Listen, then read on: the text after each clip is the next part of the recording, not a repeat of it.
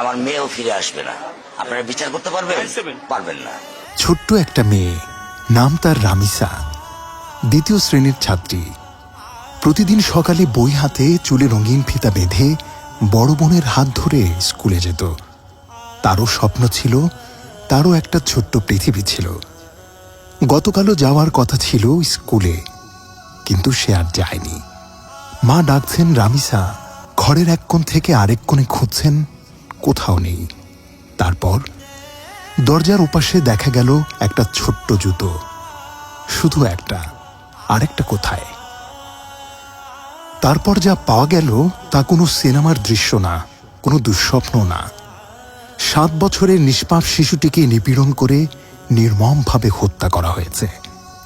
খাটের নিচে নিথর শরীর, আর বাথরুমে কাটা মাথা।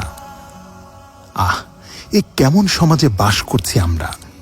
এটা আমাদের শহর, আমাদের সময়, আমাদের চারপাশ, যেখানে একটা শিশু নিরাপদ না, যেখানে মানুষরূপী পশুরা স্বাভাবিক মুখ নিয়ে আমাদের পাশেই ঘুরে বেড়ায়। আমরা আইয়ামে জাহিলিয়াতের গল্প শুনে শিউরে উঠি, কিন্তু আজ তো আমরা সেই অন্ধকারের মধ্যেই বাস করছি। তাই এখন সময় শুধু আফসোস করার না, সচেতন হওয়ার। নিজের সন্তানকে শেখান কোন স্পর্শ ভালো, কোন স্পর্শ খারাপ। তাকে সাহস দিন যেন ভয় না পেয়ে বলতে পারে। প্রতিবেশীকে চিনুন, অচেনা কারো সাথে শিশুকে একা পাঠাবেন না।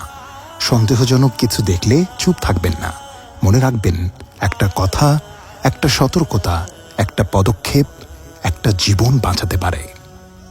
হে আল্লাহ, আমাদের সন্তানদের হেফাজত করুন, আমাদের বিবেককে জাগিয়ে দিন, আমাদের সমাজকে মানবিক করুন। আমিন।